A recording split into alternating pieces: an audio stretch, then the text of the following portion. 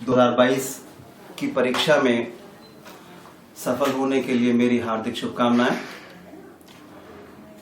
मैं हुसैन मोहम्मद, प्रवक्ता भौतिक विज्ञान, आपको भौतिक विज्ञान के संबंध में जो महत्वपूर्ण प्रश्न और महत्वपूर्ण आर्टिकल या व्यंजक होते हैं उसके बारे में संक्षिप्त में बताना चाहूँगा, जिसमें हमारा जो पहला अध्याय है वैद्युत क्षेत्र एवं विभव, इलेक्ट्रिक फील्ड एंड पोटेंशियल, इसमें जिसमें आपको फोकस करना है वो कूलॉम का नियम, कूलॉम्स लॉ, इलेक्ट्रिक फील्ड, वैद्युत क्षेत्र,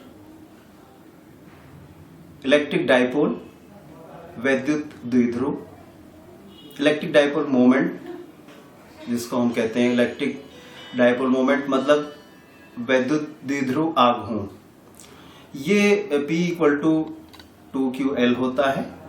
इस पर न्यूमेरिकल भी आ सकते हैं, तो इसको आप ध्यान से पढ़ेंगे। इसके साथ साथ आपके चार टॉपिक ऐसे हैं जिसमें से मैं समझता हूं कि कम से कम एक टॉपिक आपको बोर्ड में मिलना चाहिए। वैद्युत द्विध्रुव की अक्षीय स्थिति में और निरक्षीय स्थिति में, axial position and on position, दोनों में आपको पोटेंशियल और इलेक्ट्रिक फील्ड ये निकालना होती है। तो आप इन चारों टॉपिक को बहुत ध्यान से, बहुत केयरफुली आप तैयार कीजिए। इसके साथ साथ हमारे पास एक आवेशित कण की गति कहलाती है, motion of A particle in electric field, उस पर भी आधारित प्रश्न पूछे जाते हैं। आप उसको भी बहुत ध्यानपूर्वक कर सकते हैं। इसके बाद हम अगले अध्याय पर आएंगे, जो हमारा अगला अध्याय है गॉस की प्रमेय, गॉस थ्योरम। सबसे पहले इसमें सॉलिड एंगल आता है जिसको हम घन कोण कहते हैं। उसके बाद आपका इलेक्ट्रिक फ्लक्स, जिसको हम कह सकते हैं वैद्युत फ्लक्स, उसके बारे में आपको पढ़ना है, जानकारी लेनी है। और इसके बाद फिर गॉस की प्रमेय है जो आपके यहाँ प्रूफ करने के लिए आती है और उस पर बेस न्यूमेरिकल भी आती है। वेक्टर E.ds, जिसको हम इलेक्ट्रिक फ्लक्स भी कहते हैं, और इस पर जो IJK की टर्म में न्यूमेरिकल होते हैं वो भी पूछे जाते हैं। इसके बाद गॉस की थ्योरम से हम कूलॉम का नियम ऑब्टेन करते हैं। ऐसे ही आपको एक आर्टिकल मिलेगा जिसमें हम कहते हैं समतल प्लेट या चादर के आधार पर इंटेंसिटी ऑफ इलेक्ट्रिक फील्ड, तो वो आप ज्ञात कर सकते हैं। उस पर आपको स्पेशली ध्यान देना होगा।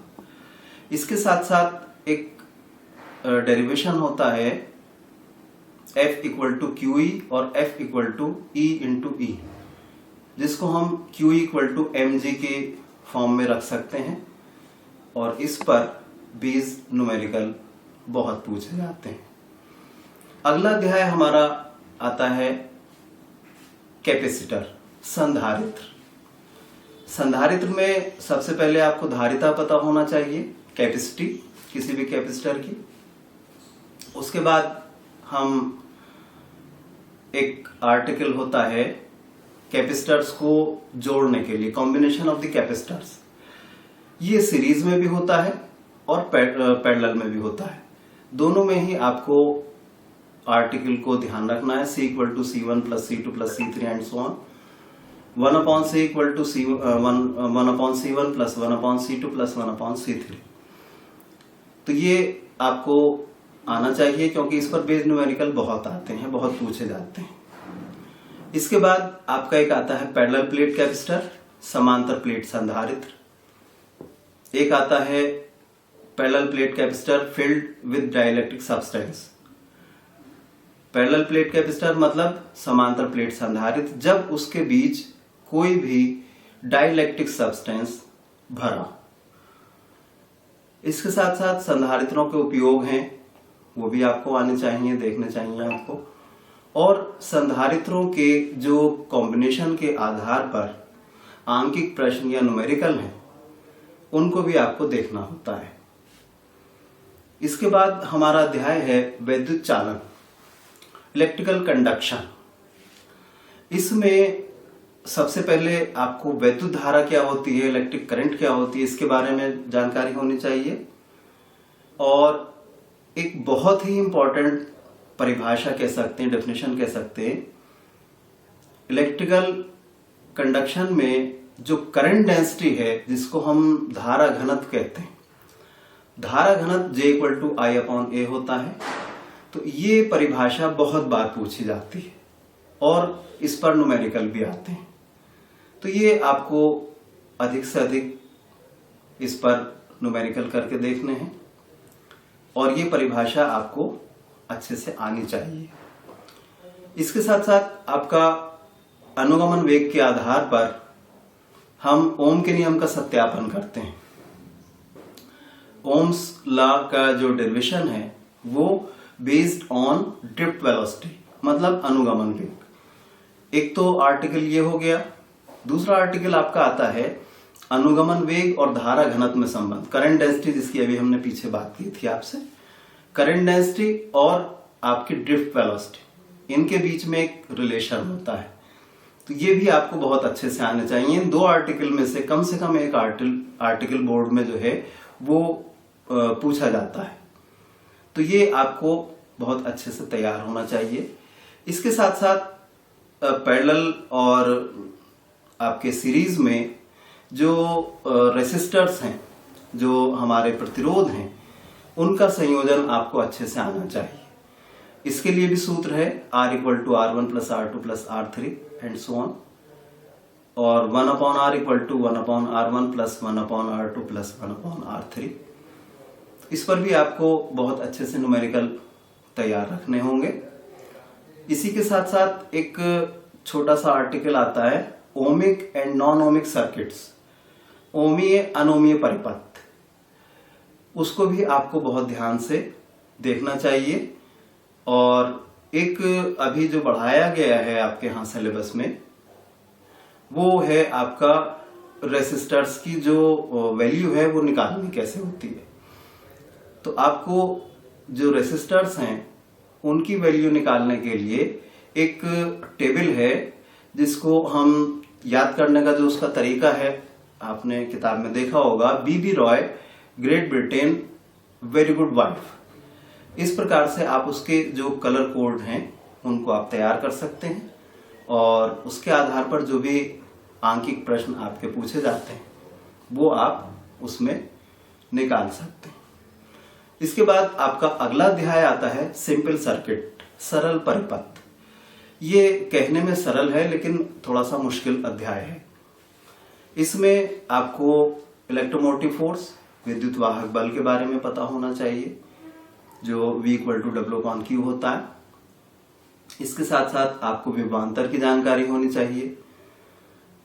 और इसमें जो बहुत ही इंपॉर्टेंट दो नियम हैं किरचॉफ लॉ करके, किरचॉफ के परिपथ संबंधी नियम, मतलब सर्किट से संबंधित जो प्रश्न है, वो आर्टिकल हैं आपके, उसके बारे में जो किरचॉफ के दो नियम हैं।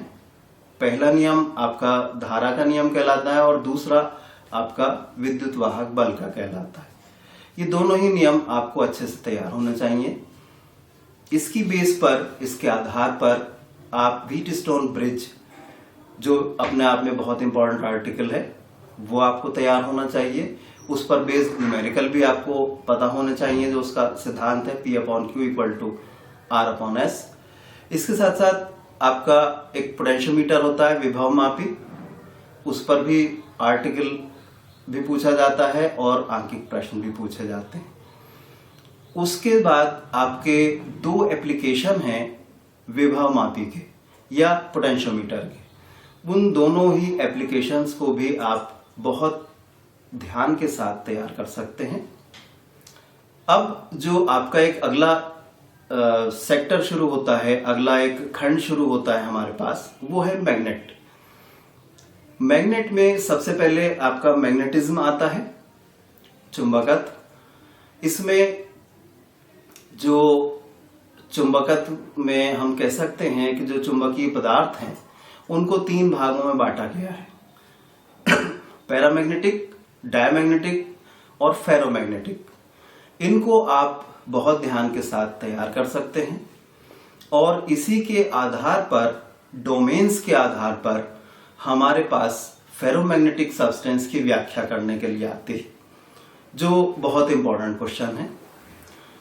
इसके साथ साथ आपका एक क्यूरी टेम्परेचर है, उसको भी आपको ध्यान रखना होता है, उस पर भी आप फोकस करें।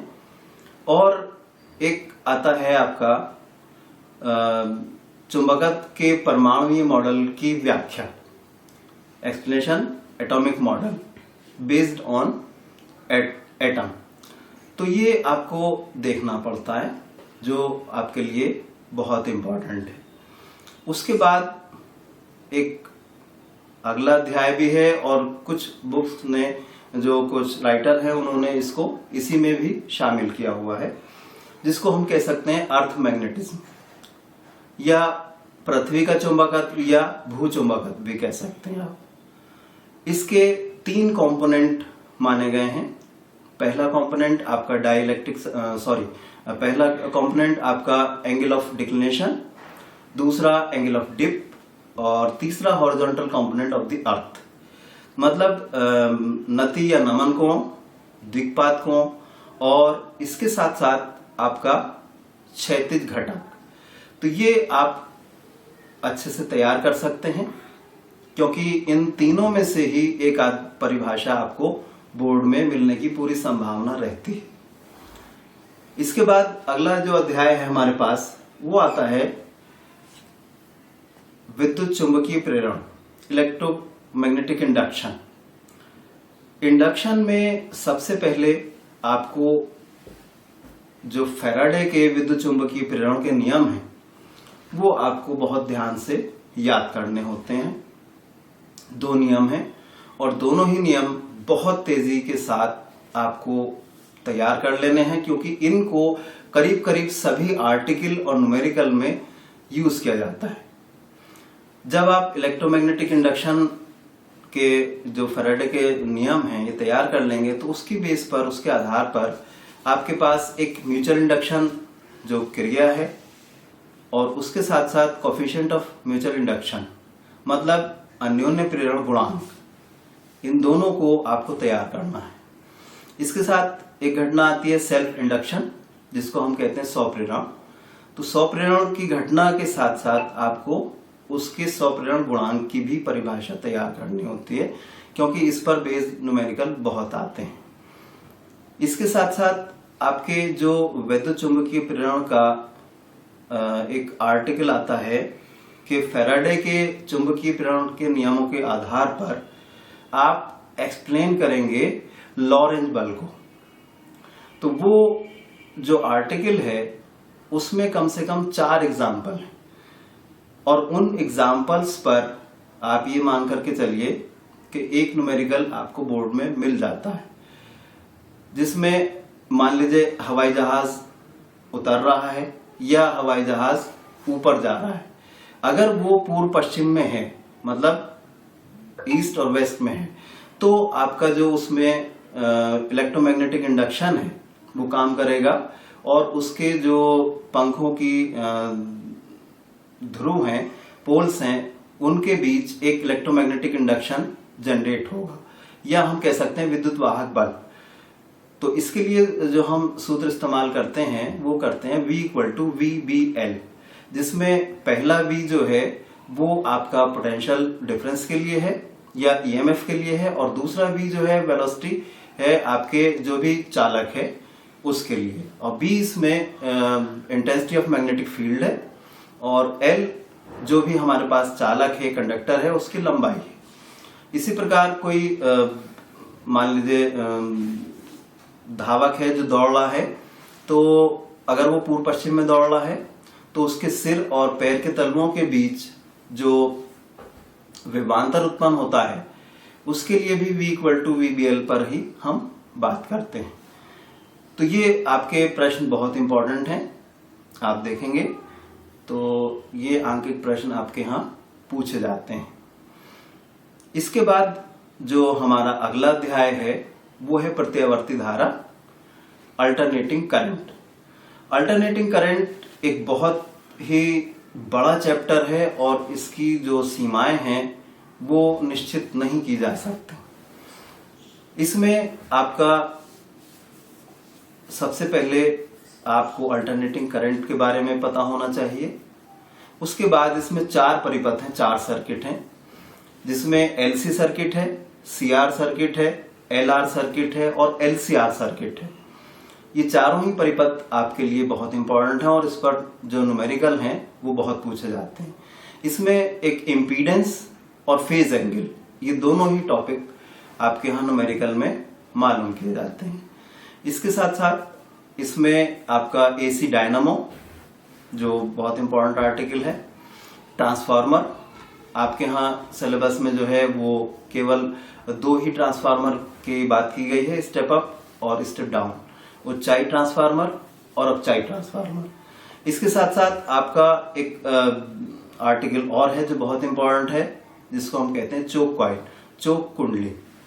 तो इन सभी को आप बहुत ध्यान से देख सकते हैं, आपको देखना चाहिए। एक सर्किट और है जिसको हम कहते हैं रिजोनेंस सर्किट, वो बेस्ड ऑन है एलसीआर सर्किट। अगर आपने एलसीआर सर्किट पढ़ा हुआ है, याद किया हुआ है, तो उसी के आधार पर आप उसको कर सकते हैं।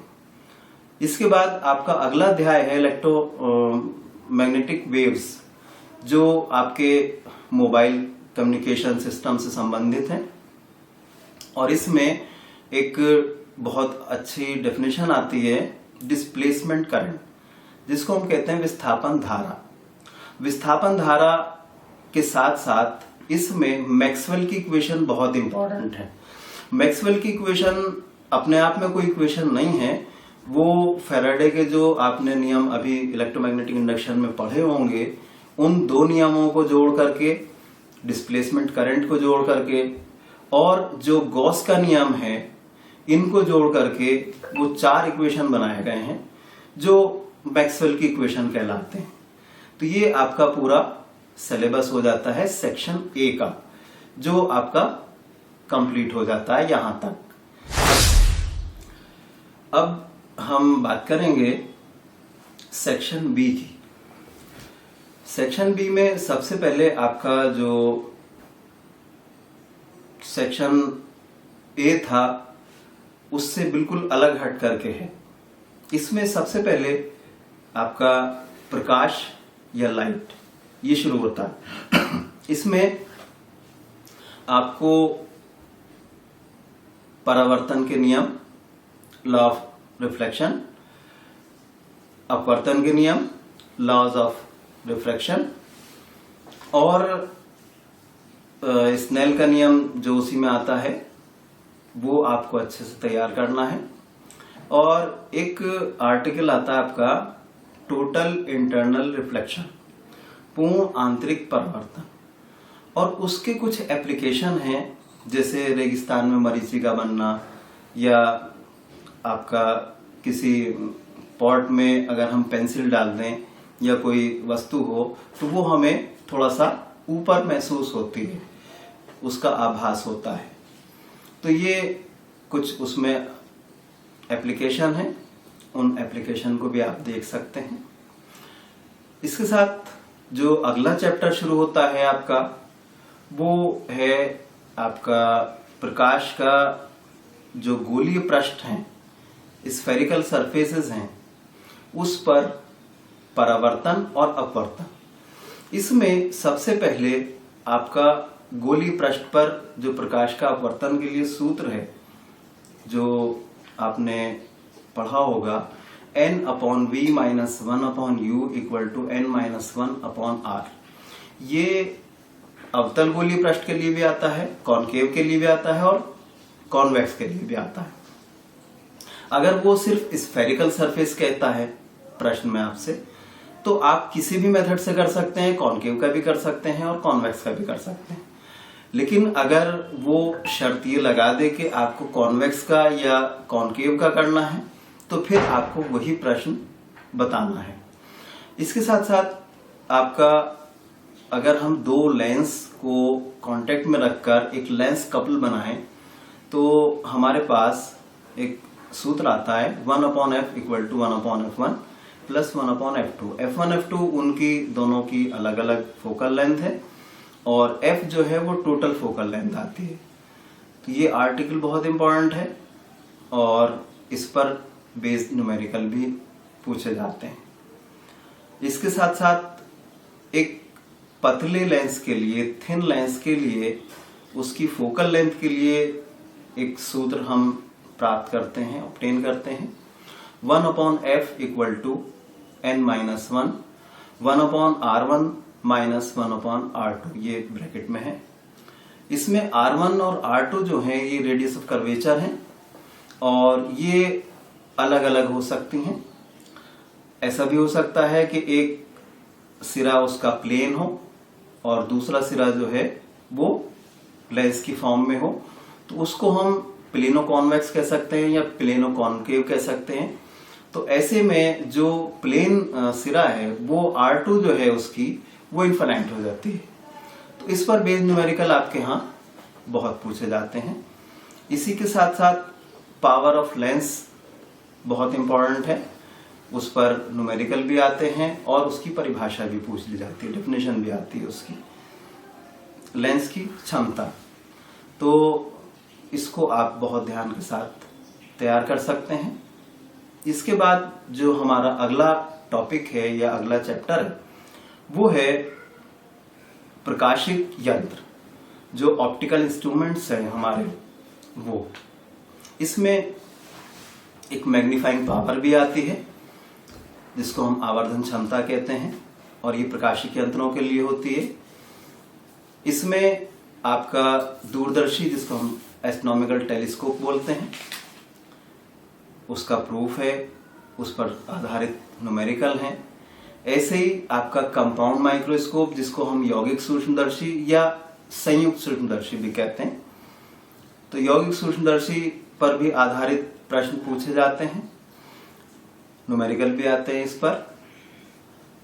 इसके साथ एक आपका रिफ्लेक्टिंग टेलीस्कोप कहलाता है, जिसमें थोड़ा सा चित्र जो है उसका थोड़ा सा मुश्किल है, उसकी आपको प्रैक्टिस करनी पड़ती है। जब आप प्रैक्टिस करेंगे तो इजी गोइंग बन जाएगा, कोई ऐसी बात नहीं है उसकी। तो रिफ्लेक्टिंग टेलीस्कोप हो गया, एस्ट्रोनॉमिकल टेलीस्कोप हो गया और आपका कंपाउंड माइक्रोस्कोप हो गया। इसके साथ साथ आपके जो आप कहते हैं जिसको निकट दृष्टि दोष, दूर दृष्टि दोष, लॉन्ग साइडनेस, शॉर्ट साइडनेस, वो भी आपके यहाँ पूछा जाता है, मालूम किया जाता है। तो ये टॉपिक ऐसे हैं जो आपको तैयार करने पड़ेंगे और इसके आधार पर आंकिक प्रश्न भी पूछे जाते हैं। इसके बाद जब हम आगे बढ़ते हैं तो हमारे पास एक कह सकते हैं डिफ्रैक्शन ऑफ लाइट या प्रकाश का विवर्तन, उससे संबंधित एक प्रयोग है जिसको हम कहते हैं young experiment, young double slit experiment और यंग सिंगल स्लिट एक्सपेरिमेंट। ये दोनों ही एक्सपेरिमेंट बहुत इंपॉर्टेंट हैं, जिसमें हम फ्रिंज विड्थ निकालते हैं और फ्रिंज विड्थ W = d(λ/d) होती है। तो ये आपको बहुत इंपॉर्टेंट है आपके लिए और इस पर मैं समझता हूं एक न्यूमेरिकल बोर्ड में मिलना ही चाहिए। कहीं ना कहीं किसी भी दृष्टि से ये आर्टिकल आप नहीं छोड़ें और इस पर बेस्ड न्यूमेरिकल जो है वो अवश्य करें। इसके साथ जैसे ही फिर आप आगे बढ़ते हैं तो हमारा आता है फोटो इलेक्ट्रिक इफेक्ट, प्रकाश का वैद्युत प्रभाव। प्रकाश के बारे में जो आपकी जानकारी है तो इसको हम कह सकते हैं डबल नेचर, मतलब लाइट की जो है वो द्वितीय प्रकृति होती है, एक कण और एक प्रकृति। तो इसके लिए एक एक्सपेरिमेंट भी है और आइंस्टाइन की जो इक्वेशन है वो फोटो इलेक्ट्रिक इफेक्ट के लिए ही प्रूफ की गई है। इसमें 3 परिभाषाएं हैं। डेफिनेशन है जो मोस्ट इम्पॉर्टेंट है, और 3 में से एक परिभाषा कम से कम आपको बोर्ड में मिलती है। थ्रेशोल्ड फ्रीक्वेंसी, जिसको हम कहते हैं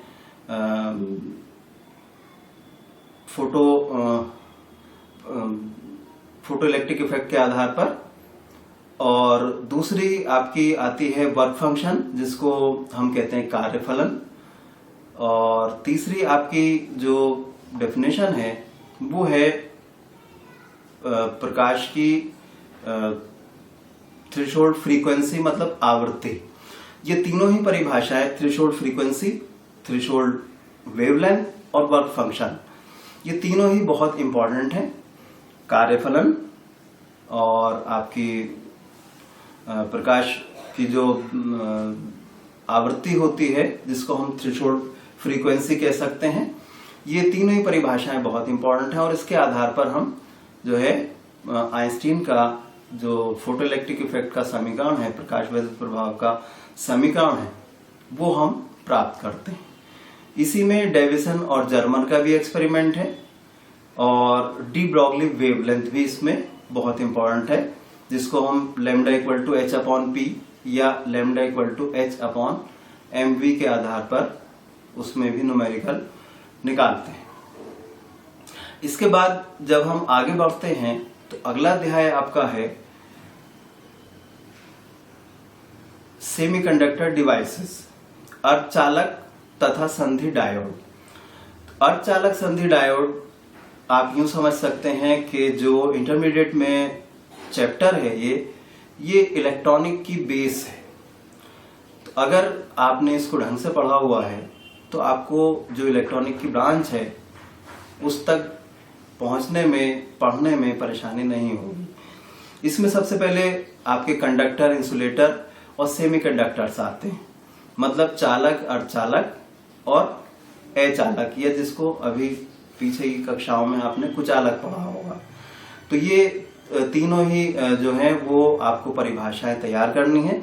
इसके साथ साथ एक थ्योरी है जिसको हम कहते हैं एनर्जी बैंड गैप, ऊर्जा बैंड गैप के आधार पर जो है हम इन तीनों की, मतलब कंडक्टर, इंसुलेटर और आपके सेमीकंडक्टर्स की व्याख्या करते हैं।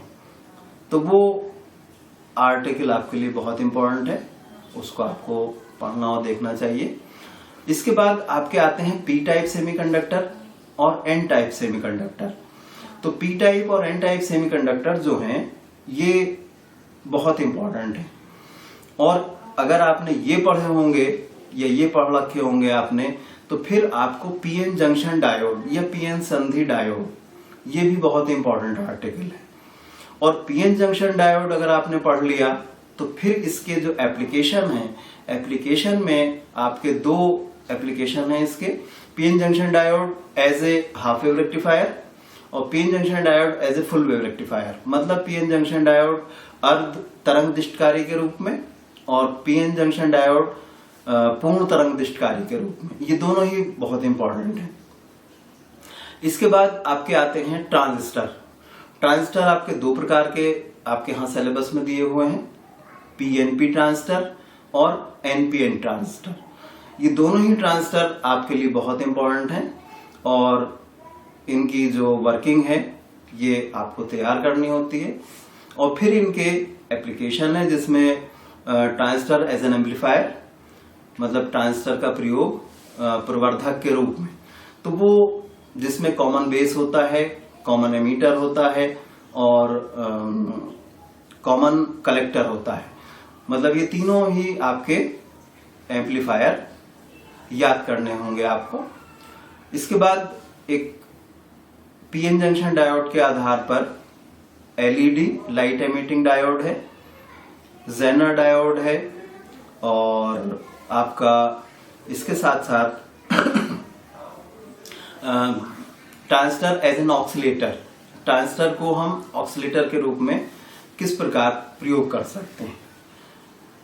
इसके साथ जो ट्रांजिस्टर के हमारे पैरामीटर्स हैं जो प्राचाल कहलाते हैं, अल्फा और बीटा, उनके आधार पर हम ये कह सकते हैं कि अल्फा बीटा में जो संबंध है, beta equal to alpha upon 1 minus alpha, इस पर बेस्ड न्यूमेरिकल भी आते हैं या alpha equal to delta IC upon delta IB।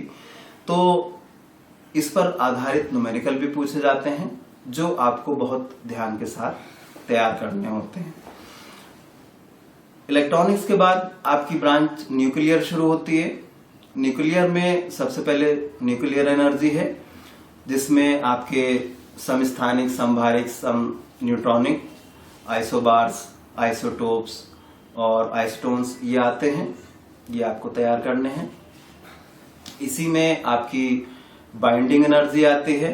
Binding energy पर न्यूमेरिकल आते हैं। मास डिफेक्ट या द्रव्यमान क्षति, उस पर आधारित न्यूमेरिकल आते हैं। ये आपको करने हैं। इसके बाद एक चैप्टर आता है आपका न्यूक्लियर रिएक्टर। न्यूक्लियर रिएक्टर में आपको न्यूक्लियर फिशन, न्यूक्लियर फ्यूजन, नाभ के विखंडन, नाभ के संलयन, इसके बारे में आपको पढ़ना है, तैयारी करनी है। बहुत इंपॉर्टेंट आर्टिकल है। और उसके बाद आपका आता है न्यूक्लियर रिएक्टर, जिसको हम परमाणु भट्टी या नाभिकीय रिएक्टर भी कह सकते हैं। तो उसको आपको बहुत ध्यान के साथ तैयार करना है और बहुत ही इंपॉर्टेंट आर्टिकल है वो। इसके साथ साथ फिर आपका जो अगला चैप्टर है उसमें जो हम कह सकते हैं नाभिकीय ऊर्जा, न्यूक्लियर एनर्जी, इसमें आपकी जो तीनों किरणें होती हैं, रेडियो एक्टिव रेज जिसको हम बोलते हैं, अल्फा, बीटा, गामा, इनके गुण और जो इनके विस्थापन के नियम हैं, जिसको हम सोडी फजान रसेल के नियम भी कहते हैं, वो आप तैयार कर सकते हैं। और इसके आधार पर इक्वेशंस को बैलेंस कैसे किया जाता है, ये भी आपको कम से कम 1 नंबर में सवाल पूछ लिया जाता है। तो ये आपको अच्छे से तैयार होना चाहिए, करना चाहिए आपको। इसके साथ साथ आप जो डिस्कवरी ऑफ प्रोटॉन है, डिस्कवरी ऑफ न्यूट्रॉन है, डिस्कवरी ऑफ इलेक्ट्रॉन है, न्यूट्रॉन, प्रोटॉन आदि की खोज, तो ये भी आपको बहुत कायदे से, बहुत ध्यान के साथ तैयार करना है। और इसको अगर आप सही से तैयार कर लेंगे तो मैं समझता हूं कि कम से कम एक प्रश्न आपका इसमें से भी पक्का हो जाएगा और आप उसको इजी गोइंग वहां कर सकेंगे। इन सभी जो सेक्शन बी है पूरा आपका, इसके सेक्शन बी के साथ साथ और सेक्शन ए के साथ साथ आप एक बात का जरूर ध्यान रखिएगा कि जो आपने उदाहरण किए हैं, एग्जाम्पल किए हैं, या जो आपने टॉपिक तैयार किए हैं, उस पर बेस्ड न्यूमेरिकल आपसे पूछे जा सकते हैं। और कोई आवश्यक नहीं है कि जो आंकिक प्रश्न आपने तैयार किया है एज इट इज आपको वो वहां मिल जाए। क्यों? क्योंकि आपको जो है वो एप्लीकेशन आना चाहिए कि किस प्रकार से उसको हमें करना है। अगर आपने उसको मान लीजिए समझा हुआ नहीं है, सिर्फ आपने उसको रट लिया है, तो वो आपके लिए काफी नहीं है, क्योंकि वहां संख्याएं भी आपको अलग मिल सकती हैं और थोड़ा बहुत प्रश्न भी जो है वो अलग तरीके से पूछा जा सकता है। तो आप इस बात के लिए मानसिक रूप से तैयार रहिए, मेंटली प्रिपेयर रहिए आप, कि जो आप तैयारी करें वो आपकी तैयारी ऐसी हो कि अगर उसके आधार पर कुछ आपसे पूछा जाता है, चाहे वो थ्योरी में हो, चाहे वो न्यूमेरिकल में हो, उसको आप कर सकें। क्योंकि अगर आपने केवल उसको रट लिया है, समझा हुआ नहीं है, तो वो फिर आपके लिए वहां परेशानी हो जाएगी, प्रॉब्लम हो जाएगी और आप वहां नहीं कर पाएंगे। ठीक है। इसके अतिरिक्त अगर कोई और समस्या होती है तो उसको भी जो है वो समाधान किया जाएगा। धन्यवाद। Thank you.